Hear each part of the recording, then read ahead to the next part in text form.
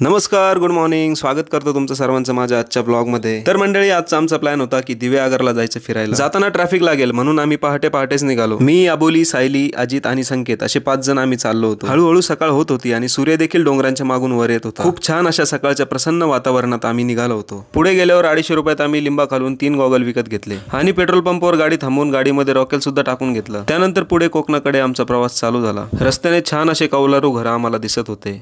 पुढे अजून थोडा प्रवास केल्यानंतर दिवेआगरच्या रूपनारायण मंदिरात आम्ही पोहोचलो. हे मंदिर अगदी समुद्र किनाऱ्याजवळ आहे आणि इथलं वातावरण खूप निसर्गरम्य आहे. देवळात गेल्यावर चप्पल चोरी होण्यापासून कसं वाचायचं याचं ट्रेनिंग मी सगळ्यांना देत होतो. त्या ठिकाणी एक चप्पल एका ठिकाणी काढायची आणि दुसरी चप्पल दुसऱ्या ठिकाणी लांब नेऊन ठेवायची. यामुळे शक्यतो आपल्या चपला चोरीला जात नाहीत. मंदिराच्या अवतीभोवती नारळाची, केळीची, आंब्याची भरपूर झाडं आहेत आणि झाडांनी वेढलेला शांत आणि आध्यात्मिक असा आजूबाजूचा परिसर आहे. या ठिकाणचा समुद्र किनाराही खूप छान आहे. या ठिकाणचं निसर्ग सौंदर्य तुम्ही या व्हिडिओमध्ये पाहूच शकता. आणि आम्ही या ठिकाणी थोडंसं फिरलो, मंदिर पाहिलं, फोटोज वगैरे काढले, काही खरेदी केली आणि आम्ही निघालो पुन्हा दिवेआगरला जाण्यासाठी. तर मंडळी, फायनली बराच प्रवास करून आम्ही या ठिकाणी पोहोचलो आणि आम्ही या ठिकाणी जिथे थांबलो होतो ते आहे साई सदन रेसिडेन्सी. यांची जागा खरंच खूप सुंदर होती. त्या काकूंना मी म्हणालो की काकू मला दत्तक घेतं. त्या म्हणाल्या तुझ्याकडे पाहून तर वाटत नाही की तुझा आम्हाला काही उपयोग होईल. त्यांचंही म्हणणं बरोबर होतं, त्यामुळे मी पण विषय सोडून दिला. त्यानंतर पुढे रूम मध्ये बॅग वगैरे ठेवून आम्ही निघालो तिथल्या बागेत फिरायला. बागेमध्ये बरीचशी वेगवेगळ्या प्रकारची झाडे लावलेली होती. कोणतं झाड कशाचं हे मला काहीच माहिती नव्हतं. ससा रे ससा दिसतोस कसा. बागेमध्ये फिरताना मला एक मोठा काळा ससा सापडला. त्यानंतर सोबत आणलेले फुटबॉलची मी जरा वेळ प्रॅक्टिस केली आणि नंतर आवरून चहा नाश्ता करून आम्ही निघालो दिवेआगरच्या बीचवर. तर मित्रांनो, हा व्लॉग तुम्हाला कसा वाटतोय ते मला कमेंट बॉक्समध्ये नक्की कळवा आणि याच्या पुढचा व्लॉग मी लवकरच अपलोड करेल. तोपर्यंत